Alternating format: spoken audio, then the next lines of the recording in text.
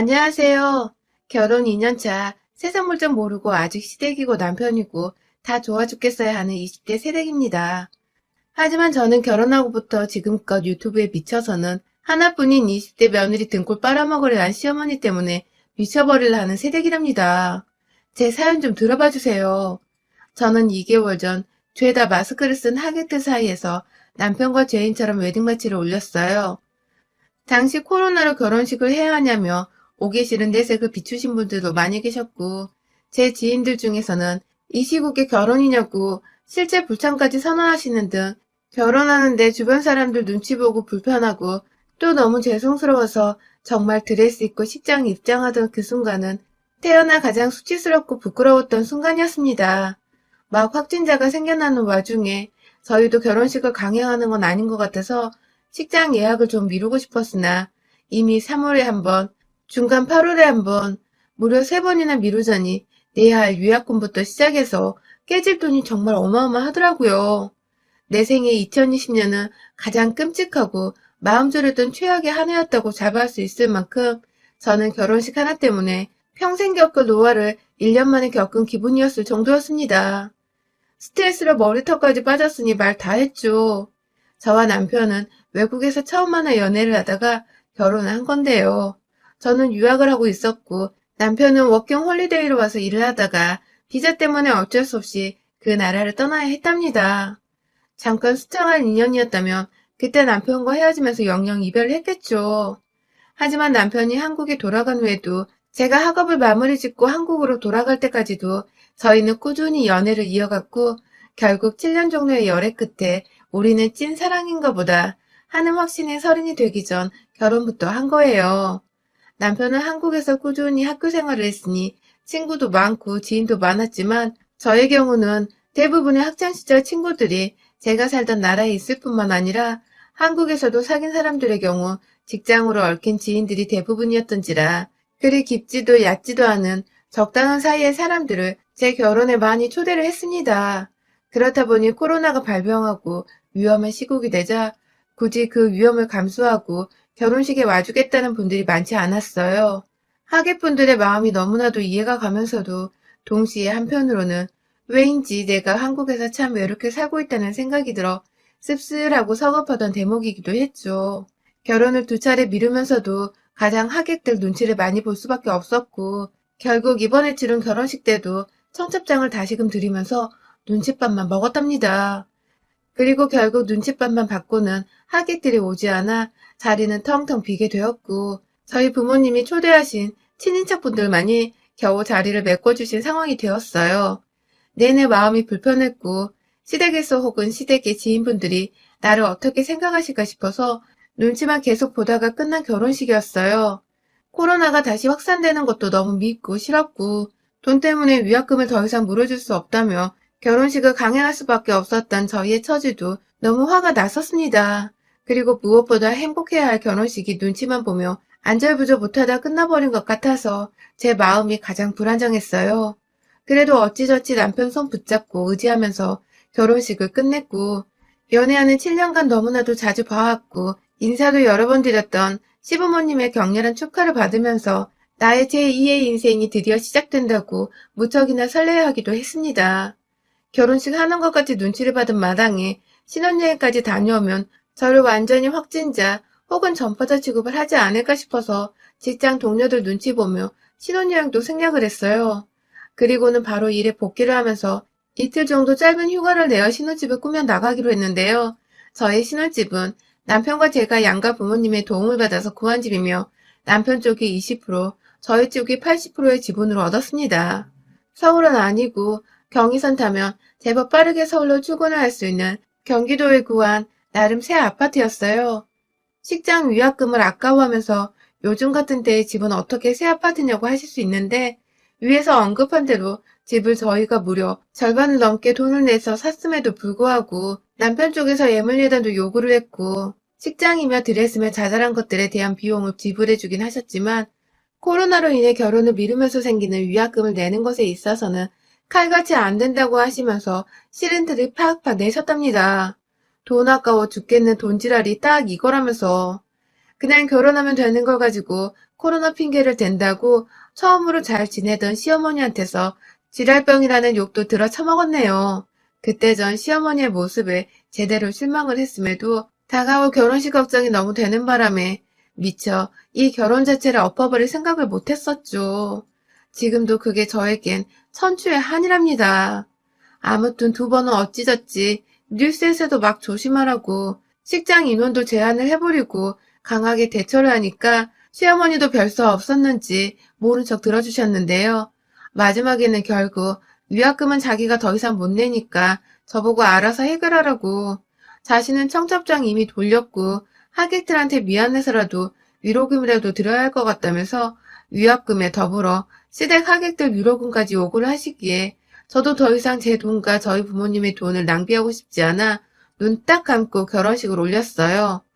여자인 저 혼자 너무 많은 비용을 들여 결혼을 하는 것 같다며 친정아빠는 몇 번이고 이 결혼을 물렀으면 좋겠다고 뭔가 아닌 것 같다며 절 설득하셨지만 제 기준에서 저희 남편이나 시댁은 나름 괜찮은 사람이라 생각했습니다. 남편이랑은 뭐 몇 번 중간에 헤어진 적도 있었지만 꼭 둘 중 하나는 먼저 찾아가 미안했다고 잘못했다며 너 없으면 죽고 못 산다는 드라마를 찍어대면서 재회를 하며 연애 내내 이 사람 같은 연인은 또 없을 거란 생각을 하며 살았어요. 그건 남편도 마찬가지였고요. 남편의 경우 워킹 홀리데이를 하면서 힘들 때 현지에서 보다 오래 살고 있었던 저한테 의지를 많이 했고 저도 외롭던 유학 시절 남편을 만나 심적으로 많은 의지를 했었는데요. 한국에 돌아와 보니 상황은 정반대가 되어 오히려 제가 남편에게 의지를 많이 하고 남편은 지난 시절 떠올리며 절 참 많이도 챙겨줬어요.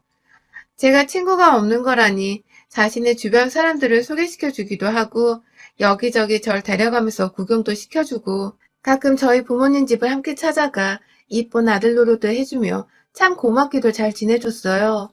그 당시 남편의 모습을 보면서 저도 시어머니께 자주 인사를 드리러 갔고 남편만큼 이쁜 딸 노릇을 해드리고 싶은 마음에 정말 살갑게 최대한 모나지 않게 이쁨 받을 짓들을 많이도 했답니다.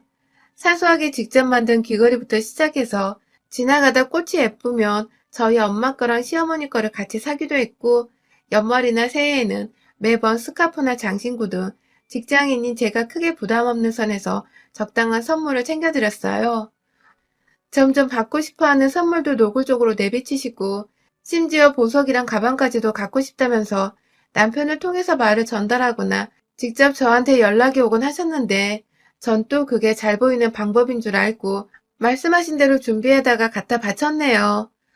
하지만 이게 화근이었나 보더군요. 저희 집이 경제적으로 전혀 어려움이 없는 집이기는 하나 부모님은 저 잘되라고 유학길에 돈을 퍼부어 주신 것 외에는 단 한 번도 저에게 큰돈 주신 적도 없고 저도 학교 졸업하고는 저 스스로 돈 벌어 살며 부모님께 감사하다고 용돈까지 챙겨드리고 있었습니다. 그런 저한테 연애하는 내내 유독 시아버지는 얌전히 계셨다면 시어머니는 늘 결혼을 언제 하냐고 얼른 결혼해서 손주를 보고 싶다는 둥 20대 여자애한테 빨리 결혼해서 애 낳는 거 보고 싶다는 소리를 자주 해대셨어요. 저야 뭐 그게 다 사랑의 표현이고 그만큼 저를 빨리 가족으로 삼고 싶어서 말씀하시는 표현인 줄 알았는데 남편한테 프로포즈를 받고서 본격적으로 결혼한다고 상견례를 하는 자리에서 뭔가 살짝 이상한 분위기를 감지했죠. 너무 많은 애물과 예단을 원하시는 겁니다.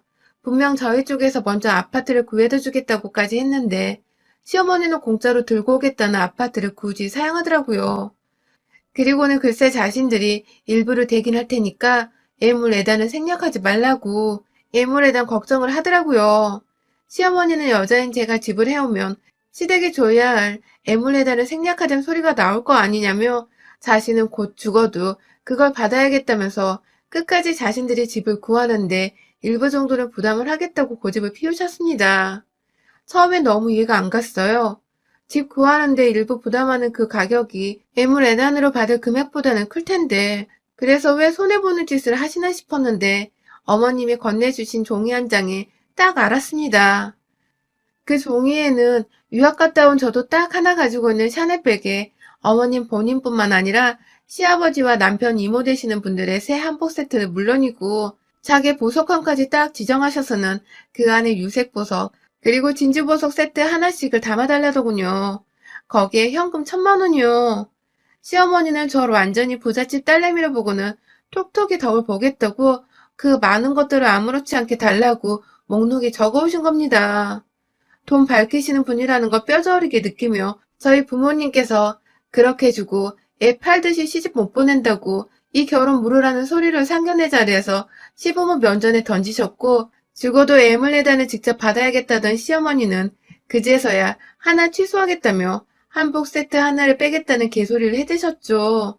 결국 그날 저희 부모님은 상종 못하겠다며 자리를 먼저 뜨셨고, 저는 부모님 따라 나가며 울고불고 난리가 났고, 시어머니는 그제서야 진짜로 이 결혼이 파토나는 거냐며 그날부로 하루도 빼먹지 않고 저한테 전화가 와서는 미안하다고 뒤늦은 사과를 하셨습니다. 거의 무릎까지 꿇을 지경으로 집까지 찾아와 저희 부모님께 사과를 하신 바람에 어찌저찌 저희 부모님도 그 사과를 받아들이고 결국 제가 결혼을 할 수 있었던 거예요. 결혼할 적에도 우리 딸이 애물레던 일로 평생 책 잡혀 사는 거 아니냐고 걱정만 하던 저희 부모님은 결국 저 몰래 저희 시어머니께 연락을 해서는 샤넬백의 진주보석 세트 하나를 준비해서 시어머니께 보내드렸답니다. 저는 이 사실을 나중에서야 시어머님이 역시 너네 부모님이 통이 크구나 하면서 좋다고 전화가 와서는 자랑질을 해대길래 그제서야 알아챘고요. 결혼을 하면서 참 하객이며 시어머니며 저희 부모님께 눈치 보일 일들이 너무 많아 죄스러웠습니다. 결혼하고 진짜로 잘 살아서 앞으로라도 좋은 모습들만 보여줘야겠다는 다짐을 수도 없이 했어요. 그런데 결혼하고 2달 차인 지금 상황은 절대 뜻대로 흘러가지 않았습니다. 전 그간 왜 그렇게 시어머님이 선물에 목숨을 거셨는지, 그리고 저 결혼할 적에 공짜로 준다는 집은 왜 안 받고 기어코 일부 돈을 지불하면서까지 현금 보석과 예물 예단을 받아내려 하셨는지를 아주 기가 막힌 타이밍에 알게 되었답니다.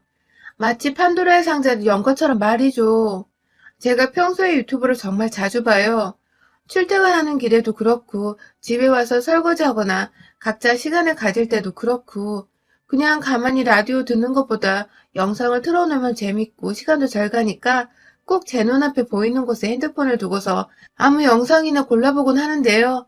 결혼하고서 1달쯤 지났을라나 남편이 늦게 들어온다 해서 혼자 밥을 해먹고 설거지까지 하면서 시간 남는 김에 부엌 정리나 하려고 작정하고 아이패드로 유튜브를 켜놨는데 그 시기에 제가 여전히 앞으로의 결혼 생활 동안 나에게서 뭘 자꾸 얻어가시려고 하는 시어머니를 어떻게 상대해야 할지 감이 도저히 안 와서 고부관계에 대한 이것저것들을 검색해보고 있었어요.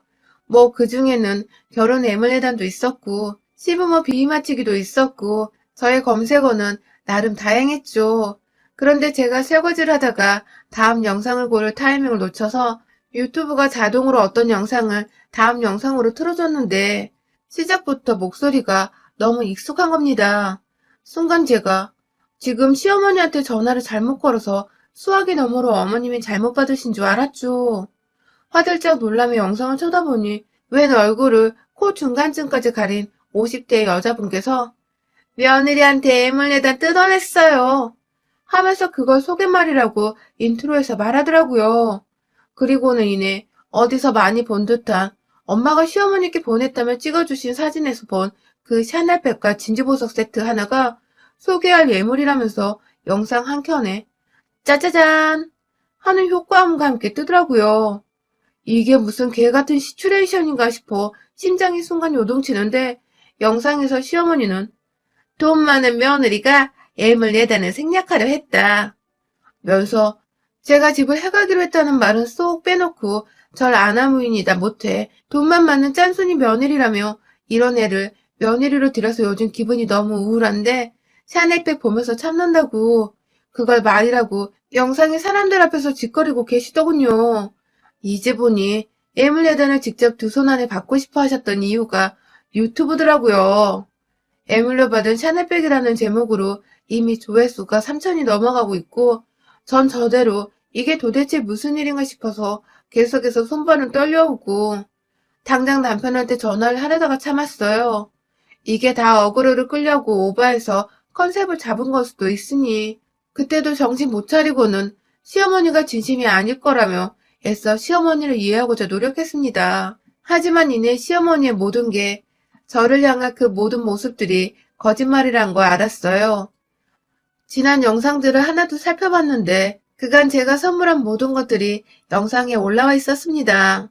어떤 건 평범한 데일리 영상인데 올려놓고는 제가 선물해드린 스카프를 매며 이런 촌스러운 걸 사오는 애를 며느리로 삼아야 하냐고 욕을 하셨고, 또 다른 영상에서는 아들 여자친구가 해주는 건 에르메스 가방을 받을 때까지 멈추지 않을 거라며 제 돈을 뜯어내시는 것에 희열을 느낀다는 말씀도 꺼내셨습니다.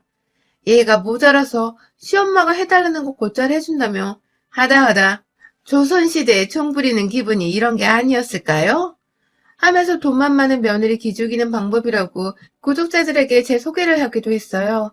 댓글에 그가 며느리 욕을 얼마나 했는지 며느리 등골 제대로 빼먹어 보라면서 응원의 말들이 줄을 이었고요. 그쯤 되니 저도 제정신이 아니었어요.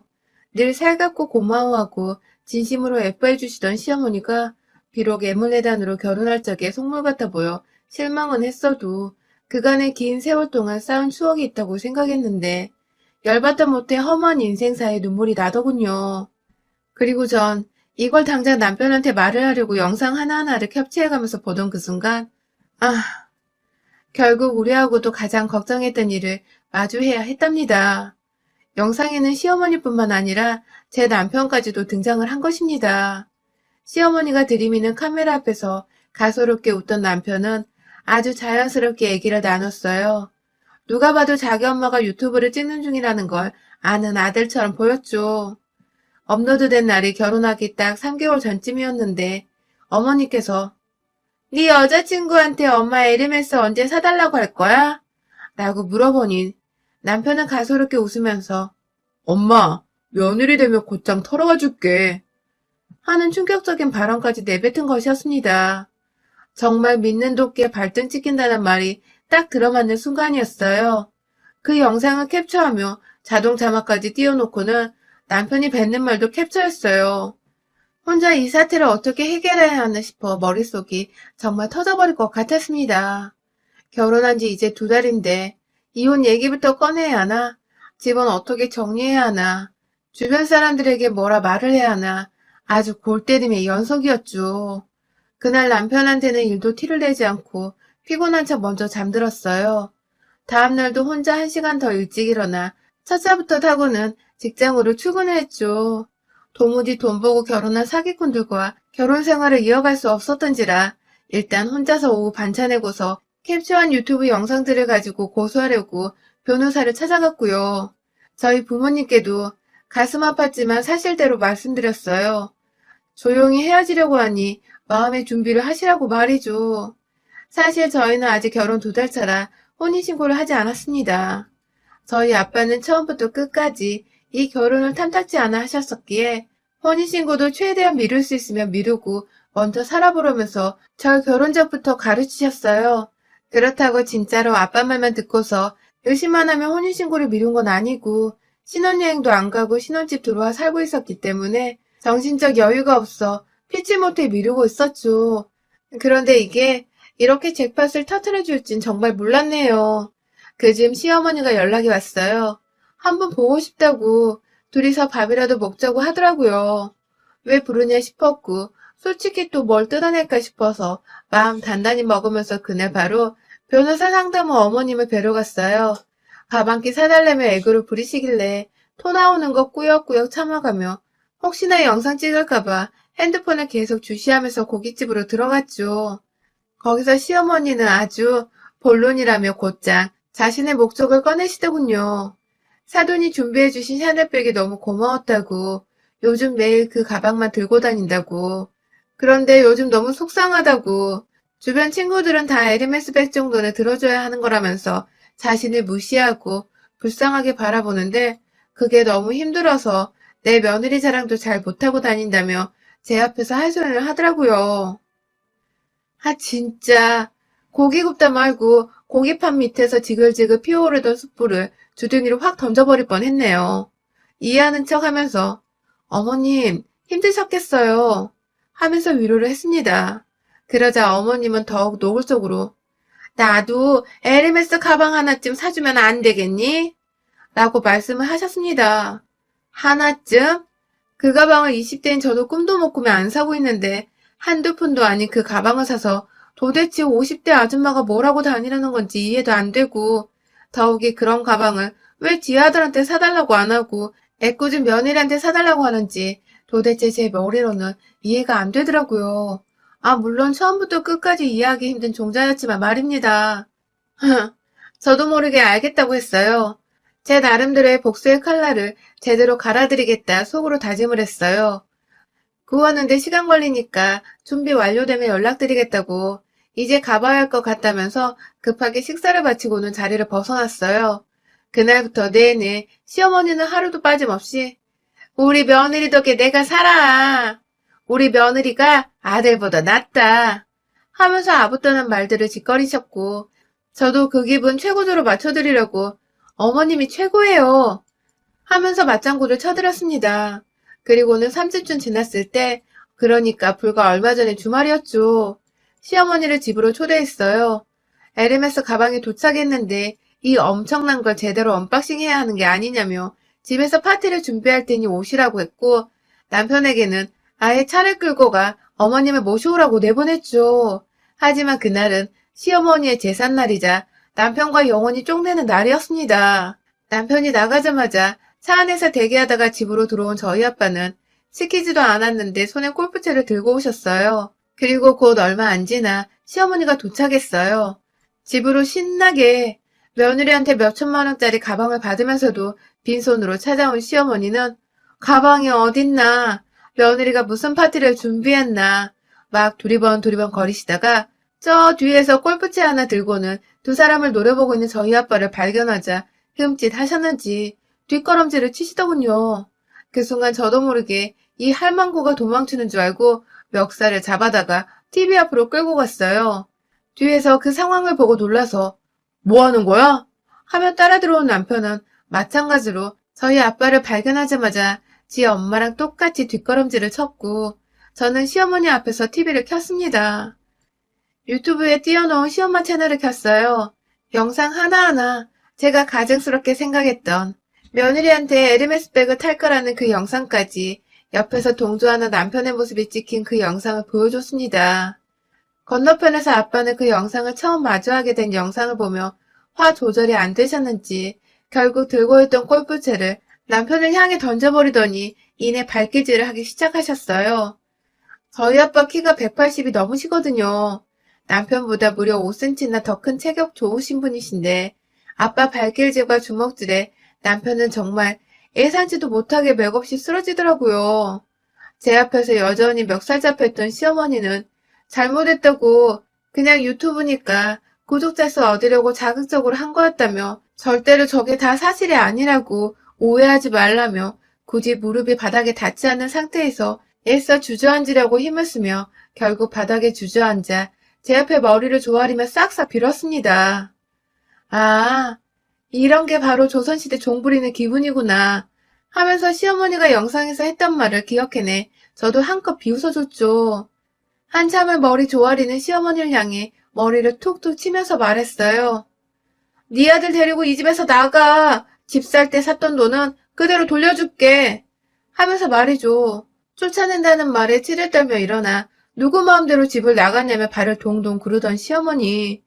옆에서 지의 아들은 계속 처맞고 있는데 아들은 신경도 안 쓰는지 이혼하겠다는 며느리 소리에만 노발대발하던 시어머니는 결국 제가 온라인에서 명백한 허위사실 유포에 일방적인 비방 그리고 모욕적인 표현 등을 한 죄로 고소를 할 거라고 여기다가 명백히 사실혼 관계임에도 불구하고 배우자를 향해 모욕 발언을 하는 시엄마의 행태에 동조한 혐의 등 위자료를 세게 불러서 쫓아내겠다고 하니 그제서야 아들 걱정이 되었는지 지 혼자 덮고 가겠다고 샤넬백 주겠다고 진주 보석 세트도 줄 테니 이혼은 없었던 걸로 해달라는 시엄마. 아휴, 진짜 찌질하고 못나고 노망난 모질이 옆에서 저 터져서 코피 흘리면서 울고 있는 남편이나 며느리 앞에서 다시 한번 머리 조아리며 사죄하는 시엄마나 전 그만 오만정이 다 떨어져 버려서 발로 걷어차 버리며 이 결혼 생활을 쪽냈습니다. 집도 다시 팔았고 남편이 준 돈만큼 다시 돌려준과 동시에 시댁으로 쳐들어가 저희가 준 샤넬백과 진주 목걸이 세트도 그대로 들고 나왔습니다. 살림살이하며 웬만한 것들은 다 저희 쪽에서 준비를 했던 거라 도무지 시댁에선 챙겨갈 것도 없더라고요. 제가 진짜 더럽게 찌질한 것들과 결혼을 했구나 싶어서 제 인생 처음으로 부모님께 부끄러워 죽고 싶었던 순간이었네요. 물론 그 결혼 철회에서 그 어느 때보다 기쁘고 통쾌한 순간이기도 했지만 말이죠. 시엄마의 별났던 유튜브는 그날 제가 고소 어쩌고 하니까 집으로 돌아가자마자 바로 삭제를 해버렸더군요. 아직도 시뻘건 입술에 웃고 있는 자신의 프로필 사진은 보이지만 영상은 하나도 남겨져 있지 않고 사라졌답니다. 참, 연말까지 별나고도 억수로 운 나쁜 일들 때문에 머리가 지끈거렸지만 어찌저찌 남편과도 그리고 제 등골만 빼먹으려 한 시엄마와도 영영 작별 인사를 했습니다. 올 한 해는 부디 남자 때문에 그리고 괜한 시댁 어른 때문에 속 끓일 일은 없을 것 같아 벌써부터 운수대통 하려는 듯 예감이 좋네요. 여러분도 올해는 작년보다 더 나은 속 끓였던 일들은 말끔히 해소가 되고 마음 편히 지내는 한 해가 되시길요. 여러분의 생각은 댓글로 남겨주세요. 오늘도 시청해주셔서 정말 감사합니다.